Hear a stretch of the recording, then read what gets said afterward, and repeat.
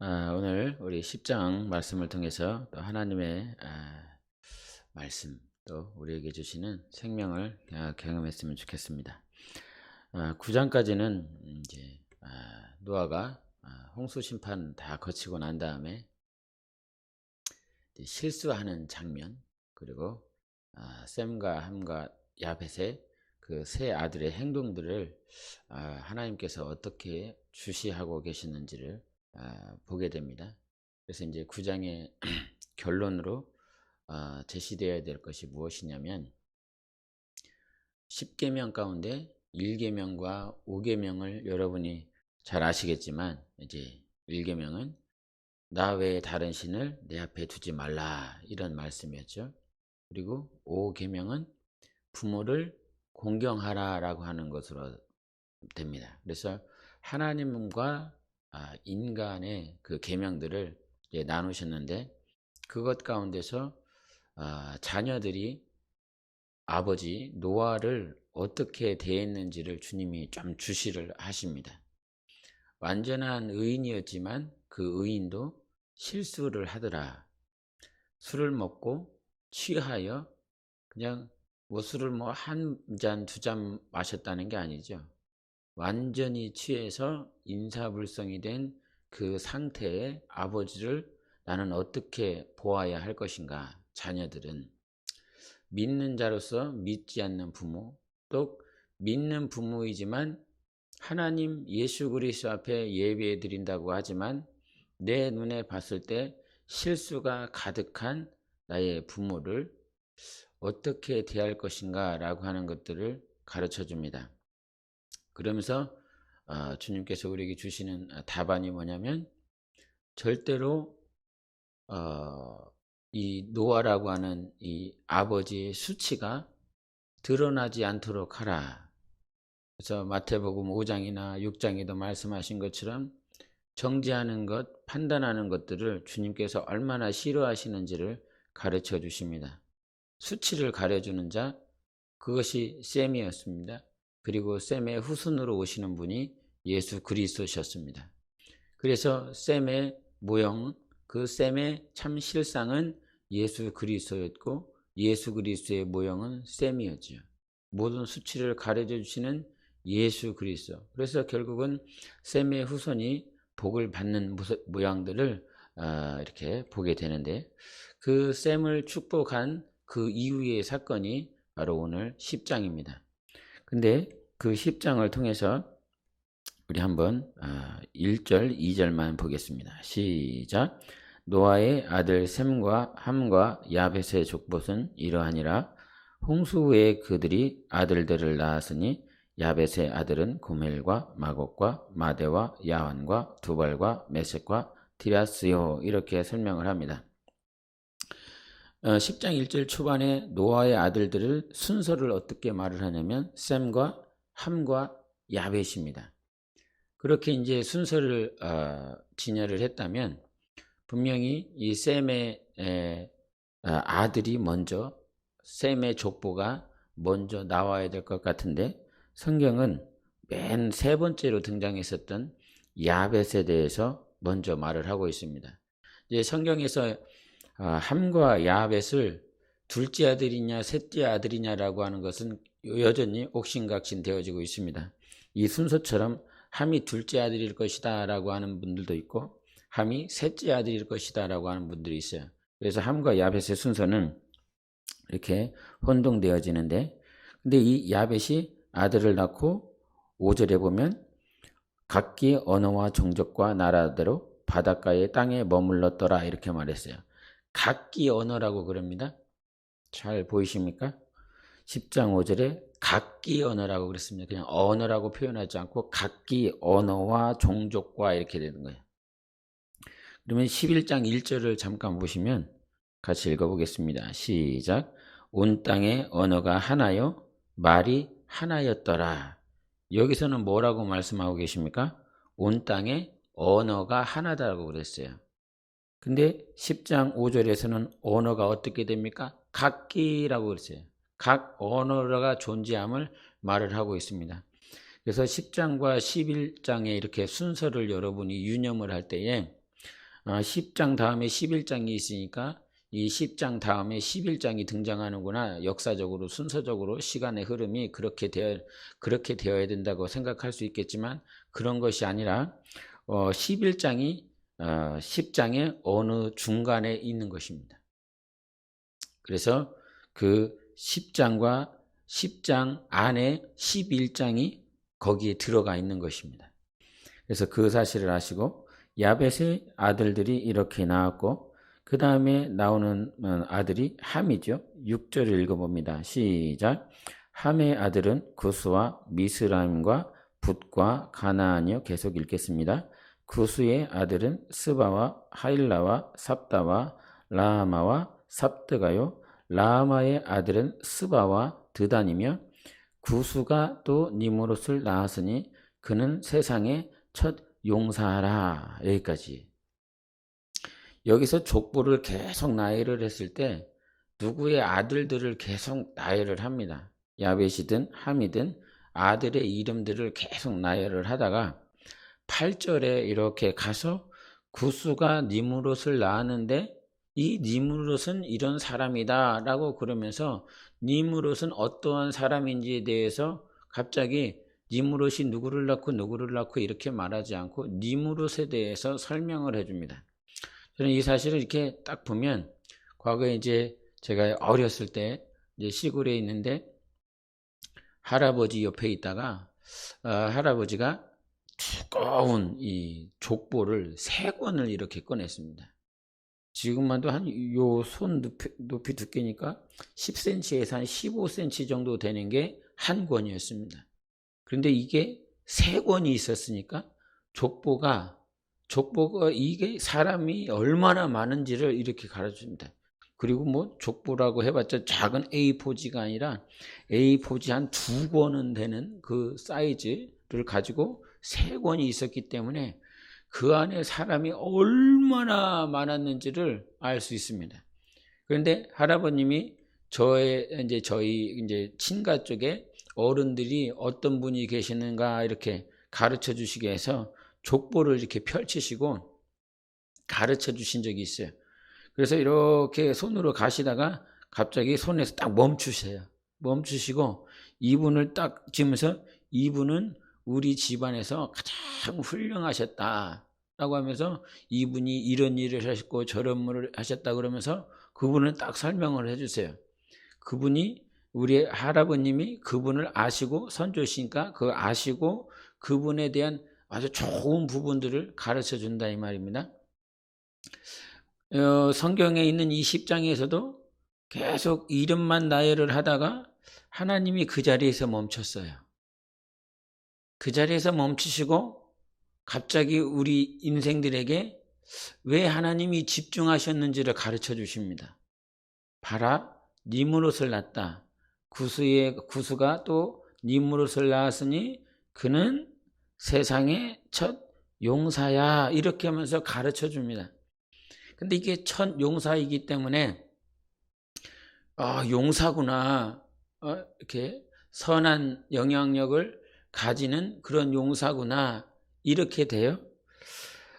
그런데 우리 9절도 한번 보시겠습니다. 시작.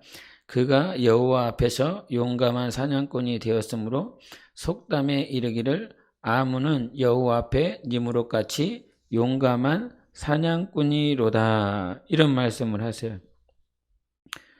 여기서 니므롯을 이렇게 설명을 할 때에 8절에서는 세상의 첫 용사라 이렇게 말씀을 하시는데 9절에서는 여호와 앞에 니므롯같이 용감한 사냥꾼이다 이렇게 했어요.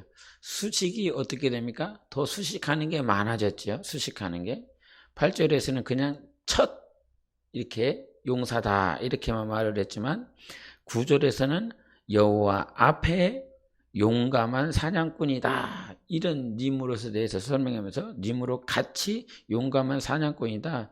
니므롯에 대한 어떤 설명들이 부가적으로 첨부되어져 있습니다. 그래서 이제 여러분이 니므롯에 대해서 아시는 분도 있겠지만 니므롯은 세상의 첫 용사다라고 할 때까지는 하나님 앞에 이가 살려고 하는 자였습니다. 그래서 이제 구약 성경에도 보면 이제 각주 같은데 이렇게 찾다 보면 야살의 책이라는 책이 있어요. 야살의 책.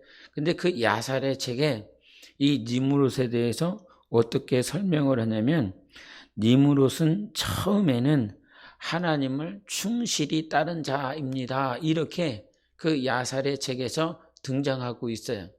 비록 야살의 책이 받아들이기 쉽지 않은 내용들이 있어서 구약 정경에는 들어가지 못했는데, 그 구약 정경 외에 야살의 책을 이렇게 볼 때에 사람들이 그런 야살의 책을 좀 이렇게 아시는 분들은 좀 집중하면서 이렇게 보게 되는데, 그때 그 야살의 책에 뭐가 남겨져 있냐면, 이는 참으로 충실한 사람이었다라고 하는 거죠. 그래서 본래 니므롯은 하나님 앞에 선한 영향력을 가지고 살아가는 그런 자였습니다. 그런데 그 9절에서 들어가서 이제 그가 용감한 사냥꾼이 됐다, 이 말을 이제 인문학자들이 설명을 하고 또 역사에서 니므롯에 대한 자료들을 이렇게 찾을 때에 이 노아의 후손들이 아라랏산에 정착하며 농사를 지으며 살아가다가 이게 더 좋은 농경지, 더 좋은 땅을 발견하기 위해서 성경에도 말을 한 것지만 동쪽으로 이렇게 움직여집니다. 동쪽으로 옮겨져서 결국은 어디를 찾게 되냐면 시날 땅을 찾게 됩니다. 그 시날 땅을 10절에 말을 하고 있는데 같이 보겠습니다. 시작.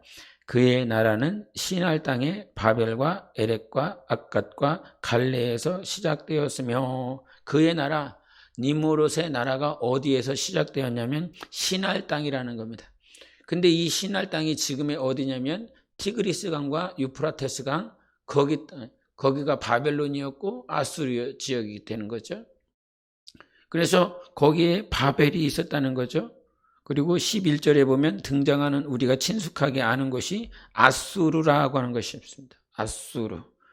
그 다음에 11절에 그 모든 성에 대해서 이것은 큰 성읍이다, 이런 표현을 합니다. 그래서 니므롯이 노아의 후손들 셈과 함과 야벳을 온전히 데리고 가서 그 시날 땅으로 이렇게 옮긴 바가 되었고, 그 옮긴 바가 돼서 거기서 바벨을 또 아수르를 건축하고 세우며 결국은 큰 성읍들을 세웠다라고 하는 거예요. 그러나 본래는 이 사람이 하나님 앞에 신실하게 살려고 간다 했지만은 이 시날 땅으로 옮겨지면서 큰 성읍을 짓기 시작하면서 많은 사람들의 추앙을 받기 시작한다는 거죠. 그 시날 땅에는 농경을 이렇게 잘 할 수 있는 강이, 2개의 강이 흐르기 때문에 아주 풍성한 곡물을 거둘 수 있는 반면 거기에는 아주 사나운 그런 동물들도 많이 살았다는 것입니다. 그래서 니므롯이 그 모든 사나운 짐승들을 다 잡는 사냥꾼이 되었고, 또 사람들은 그 니므롯이 그와 같이 용감하였기 때문에 왕으로서 추대하기 시작한다라고 하는 것이죠. 그런데 니므롯은 그 사람들의 추앙을 받으면서 여기서 이제 우리가 주목해야 될 단어가 어떤 단어냐면 9절에 나와 있는 속담에 이르기를 아몬은 여호와 앞에 니므롯같이, 이런 표현을 합니다. 니므롯같이 앞에 어떤 말씀이 등장하냐면 여호와 앞에라고 표현을 합니다. 여호와 앞에. 여호와 앞에 니므롯같이라고 그런다면 한국어 성경으로 보면 별 문제가 되어 보이지 않지만 이 여호와 앞에라고 하는 말은 면전에서라고 하는 뜻이에요. 면전에서, 하나님 면전에서. 그런데 이 면전에라고 하는 그 뜻 안에는 어떤 것이 있냐면 대적한다라고 하는 의미예요. 반대가 된다. 하나님이 보시는 데 앞에서 대적하여 이렇게 하나님을 대적하는 자가 니므롯이 되었다는 것입니다. 그래서 8절과 9절 사이에는 니므롯이 얼마만큼 변질되었는지를 우리에게 가르쳐 줍니다. 변질된 니므롯, 왜 그가 여호와 앞에 하나님을 대적하는 그 용감한 사냥꾼이 되었느냐라고 하는 것은 이제 11절에 이렇게 등장하면서 바벨탑이 나오지 않습니까? 요세푸스라고 하는 역사학자가 있습니다. 근데 그 요세푸스가 기록하기를, 고대 역사학자가 그 니무롯에 대해서 기록했을 때 이 니무롯이 결국은 이 바벨 시날 지역에 가서 바벨탑을 지을 때 그가 모든 통치권을 가지고 그의 명령을 따라 모든 사람들이 그 바벨탑을 짓기 시작하였고, 여기서 등장하는 큰 성읍, 이렇게 등장하는 이 일맥상통하는 그 역사가의 기록을 발견하게 된다는 거죠. 그래서 니무롯은 왜 하나님을 대적했냐면 사람들이 자기를 다 추앙하는 거거든요. 왕으로 삼거든요. 근데 여러분, 당시에는 아직 노아 홍수 이후에 노아가 셈과 함과 야벳을 낳고, 여기에서 함이 구스를 낳고 구스가 니무롯을 낳았어요. 그러니까 함을 통해서 노아 홍수 사건을 경험한 지가 아직 얼마 되지 않은 거예요. 시간이 얼마 지나지 않았어요. 여러분, 대심판이나 아니면 큰 홍수나 지진이나, 한 10여 년 전에 제가 중국 사천에 있으면서 지진을 한번 크게 경험하였는데 그것을 잊어버리지 않아요. 그냥 작은 소도시에서 일어난 그런 지진인데요. 그런데 이것은 노아 홍수 사건은 어떤 작은 도시 하나가 무너진 사건이 아니라 전 인류가 무너진 사건이에요. 모든 사람들이 다 죽은 사건이에요. 그리고 그 방주 안에 8명만 구원을 받는 사건들을 왜 기억이 안 나게 했어요? 자기 자녀들을 낳고 하나님께서 어떻게 하셨는지 친히 보고 경험했었던 함이나 셈이나 야벳은 자기 자손들에게 계속 가르쳐 줬을 것이라 이 말입니다. 그러면 그 자손들은 비록 그들이 경험하지 않았다라고 할지라도 하나님은 심판하시는 하나님이시구나. 하나님은 마침내 우리가 하나님의 뜻대로 살지 아니하면 벌을 내시는 분이구나. 이러한 것들이 이 마음 가운데 분명하게 내재되어 있을 것이란 말입니다. 그래서 니무롯이 처음에는 하나님 앞에 신실하게 살려고 한다 이 말이에요. 그 심판의 주, 멸망시키실 수 있는 그 하나님 앞에서. 그런데 사람들의 추대를 받아요. 왕이 되어지기를 원해요. 그러니 자기 눈으로 경험하지 못했었던 그 심판주의 하나님을 대적하고 하나님이 보는 면전 앞에다라고 하는 거예요. 여호와 앞에 니무롯같이라고 하는 건 하나님의 면전 앞에. 저는 이 말씀이 여러분 바벨탑을 쌓는다고 그런다면 조그만 게 아니지 않습니까? 어디 작은 방에 사람들 몰래 이게 자기 품에다가 두고 범죄를 저지를 수 있는 게 아니잖아요. 온 세상이 다 볼 수 있도록 크게 지어져 나가는 그 바벨탑이라 이 말입니다. 모든 사람들이 보는 것이라 이 말이죠. 모든 사람들이 하나님을 대적하고 우리가 함께 유토피아를 만들자라고 하는 것이다 이 말이에요. 그래서 사람들이 보는 죄악, 그거 하나님이 못 보시겠습니까? 얼마나 큰데. 근데도 불구하고 하나님이 보는 그 앞에서 바로 범죄를 하더라 이 말이죠. 결국은 하나님은 이 니무롯을 심판하게 되시지요. 그래서 이 니무롯과 같은 인생을 살지 말아라. 하나님 앞에 신실하게 시작하였다가 힘이 되어지고 사람들에게 칭찬을 받고 권력이 생기고 부유가 생기고 어떤 명예 욕심에 의하여 하나님이 살아계신 것을 경험했음에도 불구하고 하나님을 대적하는 자가 되지 말라. 결국 이 니무롯은 여러분 적그리스도라고 하는 이 적그리스도가 계속 창조된 이후로부터 적그리스도가 등장하기 시작하는데, 신학자들과 역사학자들은 이렇게 표현을 합니다. 니무롯이 최초의 적그리스도다. 이해가 되시지요? 하나님 앞에서 대적하는 자예요. 하나님의 이름을 멸시하는 자예요. 그리고 백성들을 자기의 것으로 병합시키려고 하는 자예요. 결국은 이렇게 니무롯이 죽는데, 이 니무롯과 이렇게 관련해서 그의 아내 이름이 세밀라미스예요. 근데 이 세밀라미스가 니무롯이 어느 순간 죽습니다. 그리고 자기 와이프 세미라미스가 혼자 남아요. 근데 니무롯의 자식도 아닌데 세미라미스가 자식을 낳아요. 그러면서 그 자식을 낳았으니 그의 이름이 담무스라고 하는, 여러분 그 우상의 이름 아시겠습니까? 그래서 그 담무스를 낳고, 세미라미스는 바로 뭐라고 백성들에게 얘기를 하냐면 니무롯이 죽었다가 담무스로 환생을 했다고 그래요. 그래서 담무스가 바로 그 니무롯이라 이렇게 표현을 합니다. 그래놓고 이 니무롯이 죽자 이 니무롯을 우상으로 격상을 시키는데 그것이 태양신이에요. 그 태양신을 성경에서는 뭐라고 얘기를 하냐면 바알이라 그럽니다.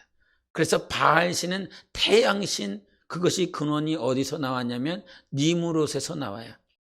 그거 세미라미스는 이게 어머니가 되고 담무스는 아들이 되기 때문에 어머니와 아들이 이제 그 당시부터 신으로 동일하게 격상이 되어집니다. 그러면서 인간 역사 가운데 여자 모자 신이 이렇게 등장이 되는데, 예를 들면 아스타로 신이 나와요. 가나안 땅에. 또 아프로디테가 나오고 비너스가 나오고 이시스, 호루스, 그와 같은 신이 모자 관계 가운데서 그 신이 계속 역사 가운데 종교 가운데 유유히 흐르고 있어요. 근데 우리가 조금 더 집중해야 될 것은 무엇이냐면 모자 관계라 이 말입니다. 세미라미스는 엄마고 또 담무스는 아들이고, 근데 요 관계, 세상 종교, 적그리스도가 만들어 놓은 요 관계가 어디에서 발견이 되냐면 캐톨릭에서 발견이 되는 것입니다. 마리아를 성모라 이렇게 표현을 하죠. 예수 그리스도를 그의 아들이라 이렇게 표현을 합니다. 그러니까 적그리스도가 만들어 놓은 그 거짓 가르침이 캐톨릭에 이렇게 흘러가 있는 것이죠. 그래서 마리아를 굉장히 숭배하고 마리아의 이름으로 기도합니다. 어느 유명한 미국의 한 분 이름이 갑자기 생각이 안 나는데, 그분이 캐톨릭 신자와 이렇게 담론을 나누었습니다. 그래서 그분이 굉장히 유명한 가톨릭 신자였는데 그에게 왜 캐톨릭은 마리아의 이름으로 기도합니까? 이렇게 물어봤다는 것입니다. 그랬더니 그분이 하시는 말이 뭐냐면, 우리가 대통령을 만나려면 대통령 측근에 있는 사람을 통해서 대통령을 만날 수 있지 않습니까? 그래서 그 국무장관과 같은 그 장관을 통해서 바로 대통령을 만날 수 있는 것처럼 캐톨릭도 바로 가장 가까운 그 마리아를 통해서 예수님을 만날 수 있기 때문에 그 마리아를 통해서 마리아의 이름으로 바로 예수님께 나아갈 수 있어서, 그래 마리아 이름으로 기도한다는 거예요. 그 얘기를 딱 듣고 그분이 그 가톨릭 신자에게 한 말이, 그럼 대통령 아들은 어떻습니까? 일반 백성은 국무장관, 그 장관들을 통해서 대통령을 만난다고 그런다면 대통령의 아들도 장관을 통해서 대통령을 만나야 됩니까? 대통령의 아들은 장관이 필요 없고 대통령을 곧바로 만날 수 있고 대화할 수 있습니다. 그러면서 캐톨릭의 거짓 교리를 그와 같이 우회적으로 비판을 했다는 그런 간증을 보게 됩니다. 그렇습니다. 하나님은 우리에게 아들 예수 그리스도를 친히 주신 것입니다. 이 적그리스도, 이 니무롯으로부터 시작되었었던 이 적그리스도의 계통이 필요한 것이 아니라, 캐톨릭의 성모가 필요한 것이 아니라 하나님은 우리에게 아들 예수 그리스도를 주셨습니다. 그래서 우리는 예수 이름으로 기도하고 그분이 우리에게 참 하나님이신 것을 가르쳐주고 있습니다. 저는 이 10장에 나와 있는 족보를 통해서 계속 누가 낳고 이렇게 얘기를 합니다. 아담부터 노아까지 10대에 걸쳐서 노아가 등장합니다. 그리고 노아 이후에 10대 후에 등장하는 인물이 누구냐면 아브라함입니다. 10이라고 하는 이것이 우리 눈에는 아무것도 아닌 것 같지만 하나님은 딱 정하시면서 10이라고 하는 그 완전수에 하나님께서는 일을 하셨습니다. 그리고 이 아담의 이후로 나오는 7대 손이 누구냐면 에녹입니다. 하나님과 동행하려고 하는, 하나님의 숫자 가운데 7과 10과 3과 12라고 하는 그 숫자, 70이라고 하는 그 숫자가 우리에게는 굉장히 중요합니다. 그런데 여러분, 이 족보가 계속, 이 족보가 안 기록되었다라고 그런다면 우리는 예수가 정말 역사의 인물이냐라고 의심할 수 있습니다. 그런데 성경을 계속 쫓아가면서 족보를, 역대상에는 족보가 얼마만큼 많이 기록되었습니까? 예? 그 족보가 계속 유유히 흐르면서 예수께 마태복음 1장 1절에 아브라함과 다윗의 자손 예수 그리스도의 세계라, 족보라, 계보라 이렇게 표현을 하고 있습니다. 만약에 10장이 기록되어지지 아니하였다면 우리는 예수 그리스도가 어떻게 오셨는지 모릅니다. 그런데 모든 족보를 다 기록하고 있어요. 이제 내일도 보겠지만 11장에 또 족보가 등장합니다. 그러면서 아브라함이 등장합니다. 그리고 그 아브라함의 후손 가운데 유다를 통하여 예수 그리스도가 오셨습니다. 리스토베레라고 하는 교수님이 계세요. 근데 그 교수님이 어떤 책을 썼냐면 예수는 역사다라고 하는 책을 썼대요. 그래서 제가 이제 읽고 있는데 너무 좋은 겁니다. 근데 그분이 원래는 예수를 안 믿었대요. 예수를 믿지 않았는데 자기 와이프가 예수를 믿은 다음에 예수가 진짜일까라고 하는 호기심이 생겨서 교수고 예일대학교에서 아주 석학이었습니다. 굉장히 예일대학교까지 나왔을 정도면 수재인데 그가 찾기 시작했어요. 이제 어떤 성령이나 어떤 그런 믿음으로 인한 그런 영적으로 하나님을 찾아가는 것이 아니라 이성적으로도 논리적으로도 예수님이 실제 했다라고 그런다면 볼 수 있어야 된다, 발견할 수 있어야 된다라고 하는 그 마음을 자기가 가져서 그것을 찾아 나가기 시작했어요. 그래서 이 세상에 있는 모든 자료들을 이렇게 찾고 특별히 미국에 있는 신학 박사를 이렇게 찾아가서 한 가지 물어본 게 있다는 거예요. 교수님은 마태, 마가, 누가 이 공관복음을 쓴 이 세 사람이 진짜 그 복음서의 저자라고 생각합니까? 물어봤다는 거예요. 그랬더니 그 박사님이 하는 뭐라면 저는 확실히 믿습니다. 성경의 전체적인 내용도 그렇지만 한번 생각을 해보십시오. 복음서를 신뢰할 만한 그런 자가 이게 복음서를 신뢰할 만하게 거짓으로 꾸민다라고 그런다면 그 당대의 모든 사람들이 칭찬을 받고 칭송을 할 수 있는 그런 자가 아마 그 복음서의 저자가 되어야 될 것입니다. 그렇게 얘기를 했다는 거예요. 그런데 마태를 한번 보십시오. 마태는 누구냐면 당대의 사람들이 제일 싫어했었던 사람입니다. 세리였지 않습니까? 세리가 그 마태복음을 썼다는 것입니다. 만약에 교주가 그랬다면, 교주가 자기의 교리책을 썼다라고 그런다면 세상에서 가장 유명한 사람을 갖다가 그 교리책의 이름으로 쓸 것입니다. 근데 마가도 보십시오. 마가는 예수님의 수제자가 아닙니다.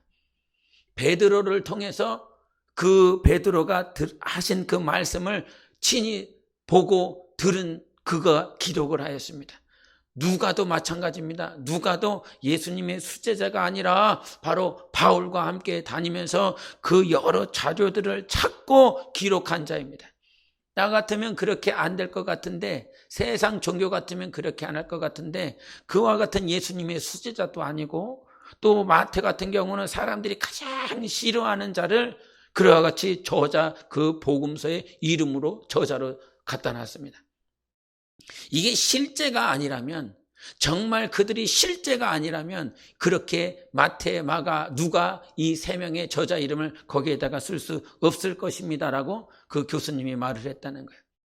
저도 이제 그 책을 보면서 그런 말씀을 하고, 이제 어떤 이론적으로, 논리적으로 이제 그 교수와 대화하는 그 리스트로벨과 같이 대화하는 그 내용을 보면서 너무 논리적이고 이성적이라는 것들을 발견하게 됩니다.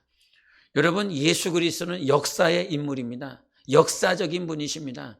갑자기 어떤 소설처럼 신화처럼 등장하시는 분이 아니라 이 족보를 따라 아담의 족보를, 아브라함의 족보를, 다윗의 족보를 통하여 2000년 전에 우리 가운데 역사에 임하신 하나님이십니다. 그 하나님께서 죽으시고 부활하신 것, 이 족보를 보면 믿겠는데 사람들이 하는 말은 예수께서 죽으시고 부활하신 것은 믿지 아니한다, 이 말입니다. 역사는 믿는데 예수의 죽음과 부활을 믿지 못하는 것. 그래서 오늘도 우리는 성령님의 도우심이 필요한 것입니다. 우리에게는 오직 성령이 주시는 믿음이 필요한 것입니다. 모든 역사가 이렇게 되어진다 할지라도 오늘도 믿음은 하나님이 주셔야 되는 은혜가 필요한 것입니다. 예수는 역사 가운데 실제 죽으시고 부활하신 유일하신 하나님이십니다. 예수 그리스도를 온전히 믿고 영생에 들어가는 복된 영혼의 삶이 되시기를 예수 이름으로 축원합니다. 우리 함께 기도하겠습니다. 오늘도 이 시간 기도할 때 예수는 살아계십니다. 예수는 역사 가운데 오셨습니다. 그리고 2000년 전에 죽으시고 부활하신 유일하신 하나님이십니다. 예수 그리스도와 함께 살고 영원한 영생에 들어가는 복되고 귀한 영혼이 될 수 있도록 함께 기도하시겠습니다. 예수, 오늘도 살아계신 하나님 아버지, 우리 모두에게 참 예수 그리스도, 참 하나님을